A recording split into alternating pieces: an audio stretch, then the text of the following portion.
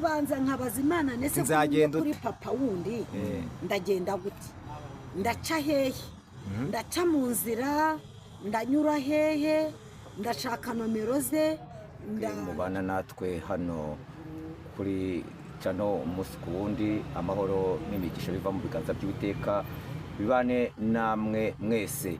Turashimira Imana rero yuko Imana ibitugire neza ikaturinda turiho kubw'umugambi w'Imana. Rero uyu munsi none nk'uko bisanzwe ko twabasezeranyije ko buri gihe tuzajya tugenda tubazanira abatumirwa kugira ngo batuganirize amagambo y'Imana, batubwire icyo Umwuka w'Imana abwira amatorero. Rero uyu munsi none tugira umugisha no kubana n'umukozi w'Imana, muramubona hano kuri kamera. Yesu nashimwe umukozi w'Imana. Amen. Hako mbona uyu munsi none tuje cyane. Uyu munsi rero ndumva nitonze niko nabivuga ariko ntabwo nitonze. Ubundi ibiri muri njyewe ntabwo biba byagiye. Witonze nk'umugendo uzashyingirwa ejo. N'umugeni arasakuza akavuga da ariko nta kibazo. Mbanje kubasuhuza nanjye mu izina rya Yesu kandi nanjye ndabakunda. Murikirana umunsi ku munsi ndabakunda. Yesu abamere umugisha. Amen. Mu buzima busanzwe habaho inzego, tugira abayisibo, tukagira umudugudu, tukagira akagari no kuzamura. Mu by'ukuri ukuntu umeze neza Imana gusiza wagira ngo ari urwego rumwe kuri muri izo kuri uruwe gitifu oya urwego mfite muri rwo kuvuga Imana. Bityo nabonye Imana idusiga ikatunegereza. Waba ufite ibibazo Imana izana uruhare rwayo y'ubwayo ikamusiga ikagira gute ikakunegereza kugira ngo abanyamahanga batazakurebamo ngo bagusomemo ikintu, kubera Yesu we nta kindi cyamuzanye mu isi ni ukugira ngo aza ducungure. Kuducungura ni gute? Gucungura akamera neza kandi nkanasa neza. Muri izo nzego zose uvuze nta rwego na rumwe ndimo nyoboye, ahubwo ndiki ni intumwa ya Yesu. Uri intumwa y'Imana. Uri intumwa y'Imana. Bivuga ngo n'ubundi buri intumwa y'Imana ufite muri make ukorera Imana, uvuga ubutumwa bwiza. Watangira udusengera Imana. Murakoze cyane kandi Imana umugisha. Amazina yanjye naho bani bese banje ko mbaze mbibwire.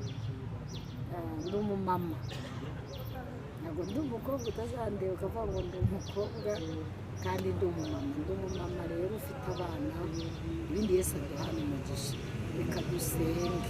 Imana data twese mwiza, uri Imana ifite imbaraga n'ubutware, uri Imana yo kwizerwa ububasha. Reka mushimire Kristo, mushimire ku bw'iki kiganiro tugiye gutangira. Mwuka wera nuzi uganze hagati muri twe, ntacyo nabona navuga ariko Yesu ngwino mbere umuyobozi mu izina rya Yesu. Nicyo nabwira ubwoko bwawe ushyigikira, unyambika imbaraga n'umwuka wera kuko uri Uwiteka. Urakoze rero urakarama, urakoze nyiricyubahiro, dore ko byose mbisabye n'izina izina rya Kristo. Amen. Amen. Amen.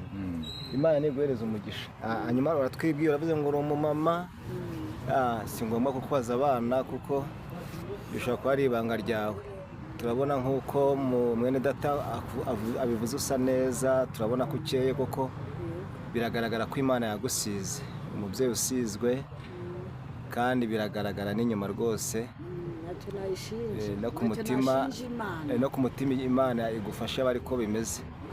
Ariko twe ntabwo tureba ku mutima, ahubwo twe tureba inyuma. Imana ireba ku mutima. Imana yitegereza umutima. Muri bya bihumbi 7 arimo ndihamiriza neza kurimo njyewe ndimo pe. Ubundi nicyo cy'agaciro. Ndimo n'ukuri. Buryo umuntu agira ibintu bigira muri bitatu. Kuko turi mu isi, si ukuvuga ngo si turi mu isi. Nshobora gucumura ku kantu gatoya ariko nkibuka kubwira Imana ngo uciriye bugufi yambabarire. Hari aho ndi umwana w'umuntu nambaye inyama n'amaraso, narebye ndacumura, wenda ndanatekereza ndacumura, ariko imbabazi zawe zimbonekeho.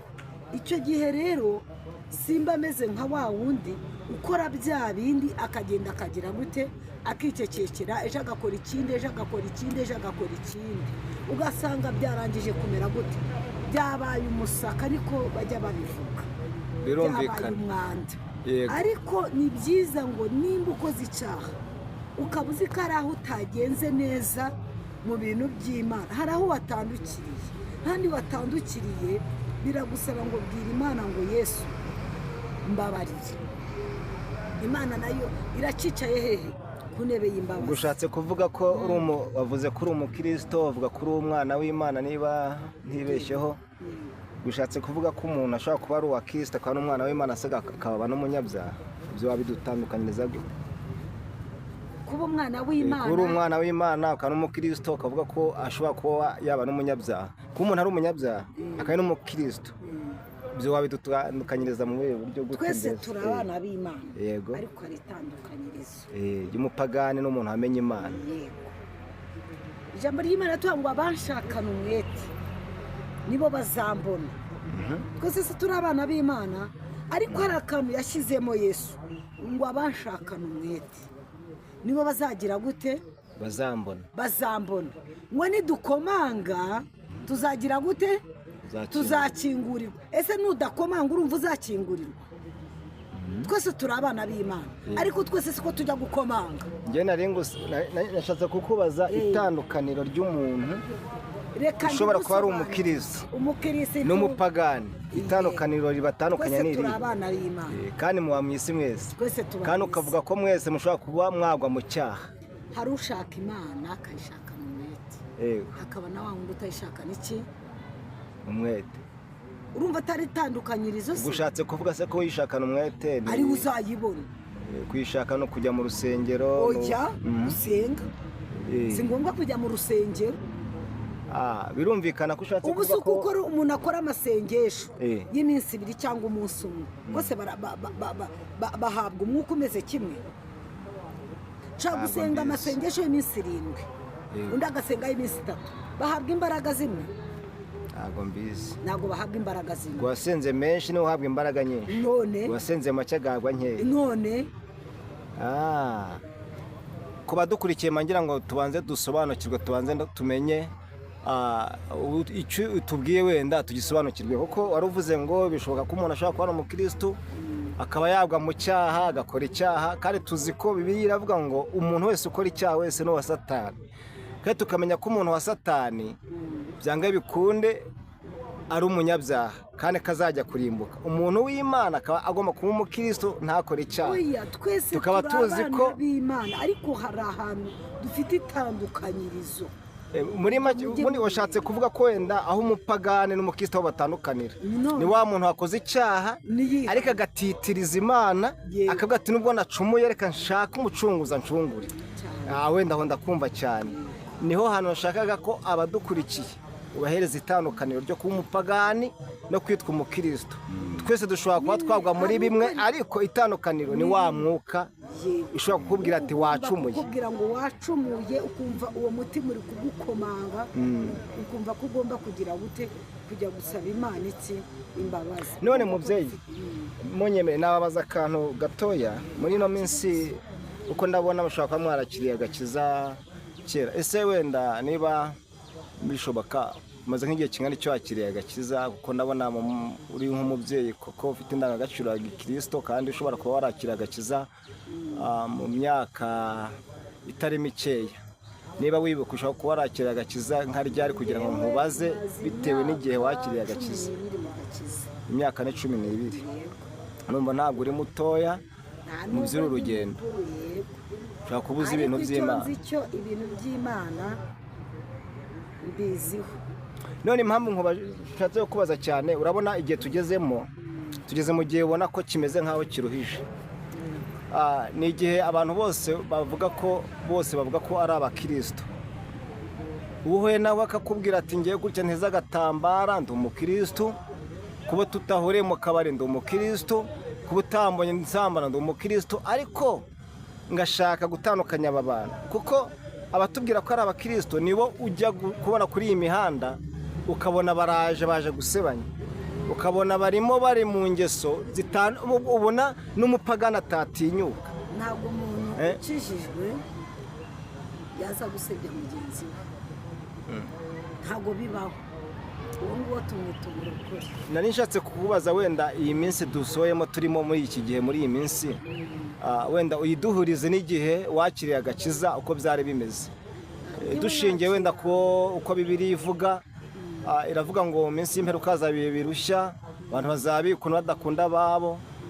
mbese turebye urukundo rw'ab'iki gihe biyita abakirisitu, niko njye navuga ko biyita, kuko hari abavuga ko ari bo, hari n'abiyita ko ari bo. ariko se nk'umuntu uvuga ko ari umukirisitu muri iki gihe, na ucakira agakiza muri icyo gihe, muri iyo myaka umaze 10 n'ingahe, wabihuza gute no muri iki gihe turimo? ibihugu bibona urabibona ute nk'umukristo wahamagawe? yego, ko ibihe byaba bimeze, uduhurize n'iki gihe dusohoyemo cyane. ibyo ndi kubona ubu ngubu ntabwo ariko bimeze. ubu ngubu ni ibintu birenze, kuko abantu benshi nawe ugikunda mugenzi we. kabiri, abantu bafite amashyari, sibyo? nimba umuntu agomba kugirira mugenzi we ishyari, akumva ko atabaho, akumva ko nta cyiza yabona, icyo gihe ntabwo aba akijijwe. mbifata ngewe nka muri ba bandi bavuga ngo hari abarokore hakaba n'abakirisitu. ubwo umurokore n'indi umukristo?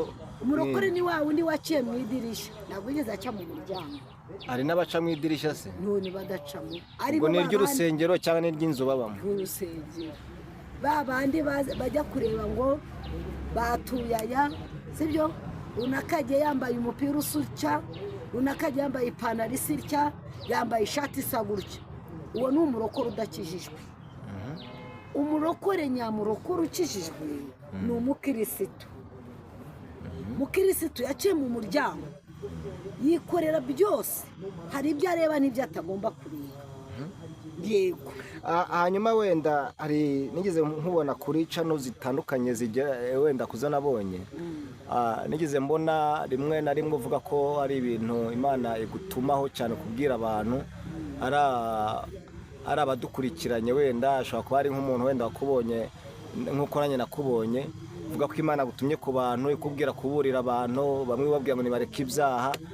none mfite akabazo k'amatsiko, mbese koko iyo Mana yakubwiye ko abantu bareka ibyaha, no kugira ngo wenda abadukurikira kuri aya macana atandukanye ndetse no ku mbuga nkoranyambaga, wenda ubakure mu rujijo, Imana yigutumye ubundi Imana mukunda guhura uryamye nijoro cyangwa se ikubwira uri kugenda mu muhanda? hari abantu benshi bashobora kuba ari ubwa mbere bumvisha ko Imana ivuga, bagaka koko Bibiliya iravuga ngo hari igihe kizabaho abantu benshi bemera Imana ko bahakana imbaraga zayo, batemera ko yabivuga. ese ubundi wowe mu buryo wahamagawemo, kuko ngira ngo uvuga ko uri umuhanuzi, Imana ikuvugisha nijoro, ikuvugisha ugenda, ese wumva ijwi, ese urasoma, ubundi wowe kugira ngo iryo yerekwa riza mu buhe buryo, kugira ngo abadukurikiye wenda bave mu rujijo bavuga ati wenda Imana natwe tuzi ko batazi uko mbese imikorere yayo. hanyuma tuhita tukubaza ku buhanuzi watambukije uvuga ko hari ibyo Imana yagutumye, kugira ngo n'abantu badukurikiye nabo bumve kuri ubwo buhanuzi. ariko banze tubwire se Imana ivuga gute? hari abantu batazi imivugire y'Imana, nk'abasilamu badukurikira, abakaturika n'abandi bose batakunda kwemera imvugo y'Imana, uburyo isuramwo umuntu. njyewe Imana hari igihe isura mu nzozi, cyangwa ikansura mu ijwi, cyangwa naba neraniye n'ahantu urangiye njya nandika n'amandiko, ntacyo na byose numva ijwi, yego, ndarota ikakubwira ati gutumye nko kuri Patrick cyane rwose. njyewe nshobora kubana nawe cyangwa mu kibuga runaka turi kumwe, ariko njyewe nkaba muzi, kuko Imana iba yarangije kukunganiriza. none se mubyeyi, Imana imaze kukwereka wenda nko kuri ku buhanuzi wenda bwaba bwo bw'igihugu cyangwa se ubw'umuntu ku giti cyiwe cyangwa se ubw'itorero, ubyitwaramo gute? urabanza ugasenga cyangwa uhita ugenda, tubyitwaramo gute kugira ngo ubwo buhanuzi butambutse? yego, ndagenda nkajyayo. kabiri, Imana intumye ku muntu, ndagenda nkamusanga nkamwongorera nkamubwira icyo Imana yagize gute yamumbwiyeho. yego Gatatu yanumye no kwa perezida ntagenda pe, ntabwo njye naza hano kuri YouTube ngo wajya kwa perezida. ego Yesu mwami, nagenda nkakomanga nkabwira ngo naje mu nkingurire, naje kuburira papa wacu wundi, uriya nawe ni umubyeyi wacu. Aho numva bikomeye cyane Ni rwose. ukuri kose. waba nta bwoba ugira ko nzi ko abantu benshi batinya kujya kwa perezida. None se umuntu yagutumye ari watinya ukajyayo. gute? Ako ubwo wafata nk'amasengesho y'iminsi ngahe?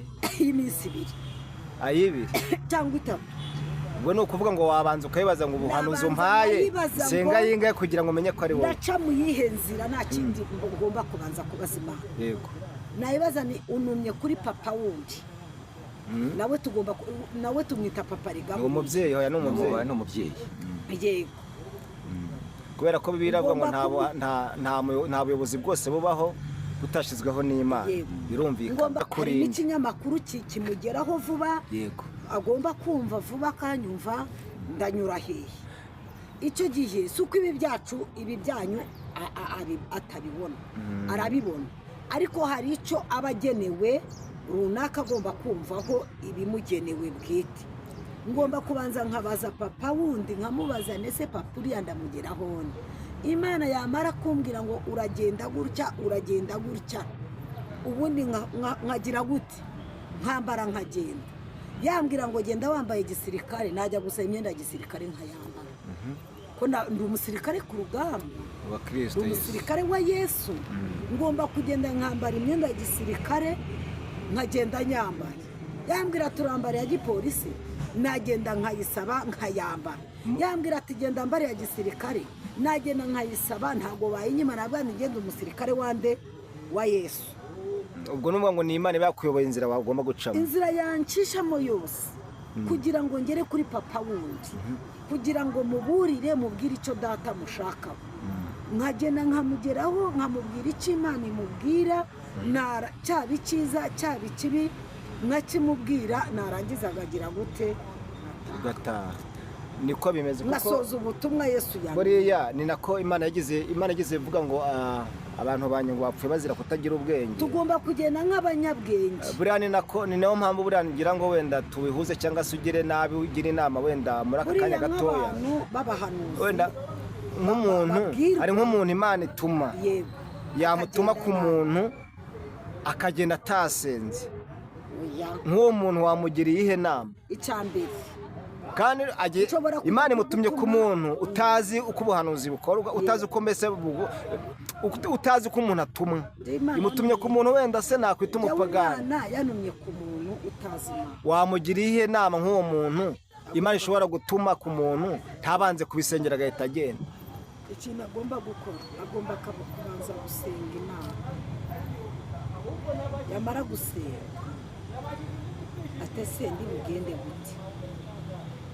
uze ko Imana igutuma mu kindi gihugu ikabanza kugucisha mu mavuno kugira ngo ubanze ukigere utazi ururimi, utazi ibyo urimo.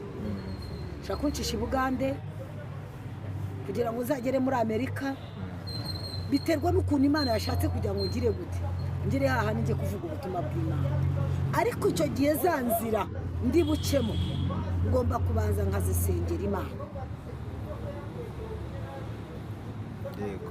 ese ndaca muri Kenya, ese ndaca mu Rwanda kugira ngo ngere muri cya gihugu ko nshaka kujya kuburira abantu bayo, ndi bunyure hehe? Imana ikambwira. None se k'abantu b'iki gihe tugezemo muri iki gihe, kugira ngo Imana itume umuntu imubwire ngo wenda ngo utumye ku muntu runaka kugira ngo ajyeyo, muri iki gihe mu bantu b'iki gihe avuga ati ntabwo nshobora kugenda utantegeye, utampaye amatiki ndetse utampaye n'impamba yo mu nzira. nasenze Imana igashaka uwiniga mu izosi akama itike kagenda. uzi ko nanahamagara njyewe reka nabikubwira, njye nahamagawe n'umuntu utazi, sibyo? yari yamunize ego Mana iyi Mana ariko murayireba muti. nari mfite ahantu ubutumwa nta tike nari mfite, nari ku Kibuganda kabivuge gutyo, kandi nta minsi maze use nava ngo maze igihe kingana iki mvuyeyo.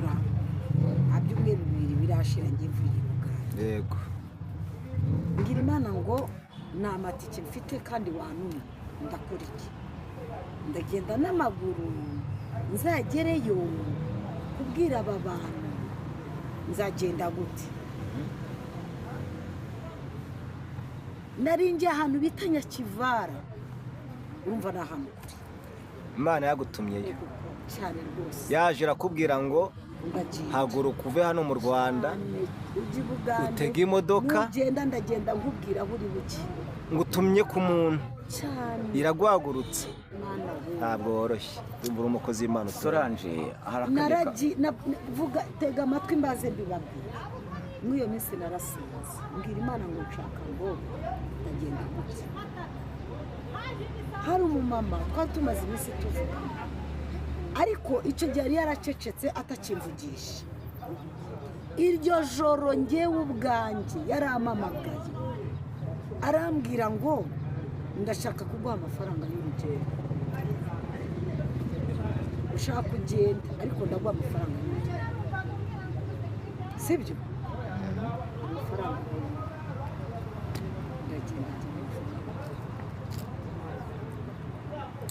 Imana irakora Kristo ukora ejo uno munsi niko ari ariko hari akabazo k'amatsiko Solange cyangwa se n'inama watanga ku bahanuzi bagenzi bawe Bibiri itwereka yuko Imana ihagurutsa Gideyoni agiye kurwana n'Abamidiyani marayika Imana aramugendereye amaze kumugenderera ntabwo hagutse ngo agende yabanje gusenga asaba n'ibimenyetso kugira ngo amenye koko niba ari Imana yavuganye nawe cyangwa se atari ndetse noneho ariko ikibazo dufite muri iyi minsi Imana turana abantu benshi bari kuvuga ngo Imana yabatumye Imana ikakuntumaho cyangwa ikagutuma ku wundi nkawe akagiye kumubwira tukabona hano muri social media si ibi bintu birakwiriye ntabwo ibintu bikwiriye ntabwo Imana njyewe yanuma ku muntu runaka ngo njyewe nzi hano kuri social media ngo nzi kubivugaho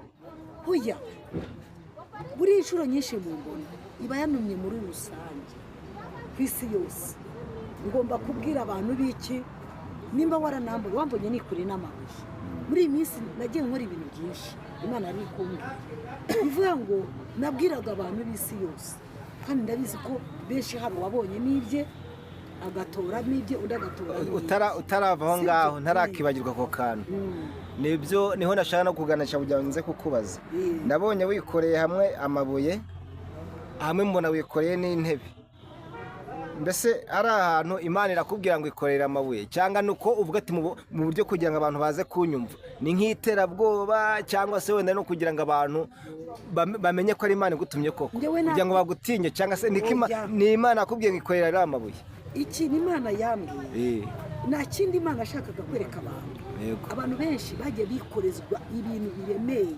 Imana ingereranya nk'iki amabuye ntaremera se yego ingereranya nk'amabuye ariko imbwira ko y'amabuye abantu benshi igize gute yabatuje hari abagumye bayikore abandi Imana igira gute irayabatuza ku ntebe nanone hari intebe abantu Imana iba yaricajeho abantu bakabarwanya za ntebe bakazibakuraho bakazibikoreza hehe ku mutwe ariko se uranyemera ko n'abantu Imana ihereza intebe ngo bayicareho bakayihagararaho abo bose kuko wabaye buriya tujye tuvuga ibintu kandi tubivuge uko biri hari igihe Imana ihereza umuntu intebe yayimuhereza ngo nayicareho kuyicaraho akayihagararaho ubwo urumva uwo muntu Imana iramutse ahubwo urumva uwo muntu adafite ibyago n'amakuba uwo nguwo wo sinjya mutinda uba wayihagaze ayihagarara ariho wayihagarara urabona hari igihe Imana ikubwira ngo yobora abantu nawe ujya ngo bayobore ahubwo kabayobye ayihagararaho ariyo wayihagarikishijeho iyo mibi uwo nguwo azahura n'iki n'ishyano ko bibiri tubwira urabona nk'amatorero wenda ituro ry'iki gihe tugezemo wenda tutitaye ku madini runaka rya gikristo urabona ko ubundi itorero rigihamagarwa itorero rigifite umwuka wera w'Imana nkuko aho twabihereye tuvuga abantu bagiraga urukundo barasuranaga bagaragarwaho n'imbuto za gikristo ariko ubu ngubu kugira ngo uzabone ubone umukristo asura mugenzi we, uyu mwanya umva umukristo mugenzi wawe ashobora gupfira mu nzira kandi ufite uburyo wamugenza, wenda ushobora kuba wamutabara ukitambukira. uwo nguwo nabo muntu bwa gikristo afite, kandi tuzi ko Imana hari abantu yagiye ihamagara, Imana hari abantu yagiye ihamagara ikabahamagara ngo mbahaye umukumbi wanjye mu buragire. Ndavuga ku bapasitori, ndavuga ku barimu, ndavuga ku badiyakoni. Noneho benshi aho kugira ngo bawuragire umukumbi muri iki gihe, ahubwo bari kuwuyobya. uwuyobya rero ari bo uzabona bamwe bagiye bagwa bakabivamo. Ejo bundi kuri social media hari umuntu waje avuga ati ngewe barampagaritse, ni umuhanzi, barampagaritse mu itorero kandi bampagarika batampamagaye ngo bampugure. Noneho kuko ni umunyantege nke, aravuga ati rero bampagaritse banshinjaga ibyaha ntazi. Kandi tuzi ko itorero rya mbere iyo ryagufatanaga wenda icyaha cyangwa se ryakumvaga ikintu kibi ryaragusangaga, kuko Yesu yaravuze ngo ntabwo naje gushaka intama, nako sinaje gushaka abantu bakiranuka, naje gushaka intama yazimiye, nza gushaka umuntu udafite agakiza kugira ngo nkamuhereze. Ariko tugeze mu gihe uko njye mbitekereza simbizi, mbona igihe tugezemo ari igihe abantu kugira ngo bashake, mbese bashaka uko baragira intama bazihereza umurongo nyawo, ahubwo barimo baraziyobya. Usibye no kuziyobya, aho kugira ngo bakazifasha ngo bazibungabunge barazivuna, niyo acumbagiraga barayivuna nk'aho bakayunze. Urabona abo bo tubafata nk'abanyamafuti, nta n'agakiza kaba gahari. Bose mu mbabare dusoze ikiganiro, ubwo nyine abo bo nta n'ubwo njya mbafata nk'abanyamafuti. urakoze cyane, Imana yanjye yamamaye. urakoze cyane Solange, ni ukuri kubw'ikiganiro cyiza ndetse n'impuguro nk'umukozi w'Imana, kuko kubana kwabo kwiza barahugurana. Ariko ubwo wateraga intambwe turabizi ko hari na mesaje wari ufite. na mesaje ufite zifite nazibabwira, murabizi nzifite sinjya nzimigana ndazibabwira. ariko ntabwo ushobora gucika wenda cyangwa se kuba twakurekura ku bantu dukurikiranye, wenda utanatubwira ijambo ry'Imana rigufasha kugira ngo nabo ribafashe. Ari abo uhumuriza ukabahumuriza, ari abo ukebura ukabakebura, kuko ngira ngo uri umusirikare wa Kristo ugomba kuba ufite imbunda, ntabwo wabura uburyo warasa. Ari ijambo ry'Imana rigufasha muri Bibiliya, ushobora no kuba ari indirimbo wenda wigize usoma, ushobora kuba hari icyo wabivugaho, hanyuma tukaza kukurekura. Ariko tukaba tuzi ko n'ubundi ubutaha tuzagukena tukakubona. Wagira icyo uvuga ku by'ijambo ry'Imana? Umuntu ufite Bibiliya nadusomere Matayo 18 ahari ku murongo waho wa mbere. Yesu yamanukaga ku musozi, yari yaje gushaka uwo urwaye cyangwa uwo wazimiye, ubwo abantu batajya babiha agaciro. Dusome Matayo ibice 8 turahera ku murongo wa mbere. Yesu umutwe w'amagambo avuga ngo Yesu akiza umubembe. Yesu akiza umubembe Amanutse kuri uwo musozi, ngo Yesu amanuka ku musozi, abantu benshi baramukurikira. yego Maze haza umubembe aramwegera, aramupfukamira, aramubwira ati mwami, washaka wabasha kunkiza. Arambura ukuboko amukoraho ati ndabishaka, kira. ndekereze. Imana ibaha umugisha. Yesu amanuka ku musozi, abantu benshi baramukurikiye, abafite ibibazo, abafite intambara, abafite uburwayi, abadafite akazi. Ariko Yesu arangira avuga ngo washaka wagira gute? Umubembe aramubaza ati washaka wankiza. Yesu aramubwira ati ndabishaka. Yesu naramubwira ati ndagize gute? Ndabishaka. Imana ibaha umugisha. Amen. Dusengera Imana. Mana data twese mwiza, uri Imana ifite imbaraga, uri Imana ikomeye, wabanye natwe muri iki kiganiro, urakomeza abana bawe kandi ubiteho nk'Imana ifite imbaraga. Urakoze nyiri icyubahiro, urakoze nyiri ibihe, dore ko byose bisangiza izina rya Kristo. Amen. Murambabarira ndarwaye. Tuye nimero zawe za telefone. Nimero ya telefone ni 07959280. Isubiremo hatazajya uvuga ngo harimo utazajya uvuga ngo ntiyabyumvise neza. Ashaka ko kugisha inama. Ashaka kungisha inama. Ni 07959280. iyo nomero uyimbonera kuri WhatsApp haba guhamagara. murakoze inshuti mwari mudukurikiranye hano ku bw'ijambo ry'Imana. wowe wakoze subscribe, Imana igumugisha. nawe utarakora subscribe, ukora subscribe kugira ngo ujye ubana natwe ku bw'ijambo ry'Imana. ibiganiro byacu nakagaruka naho gutaha. Ciao ciao.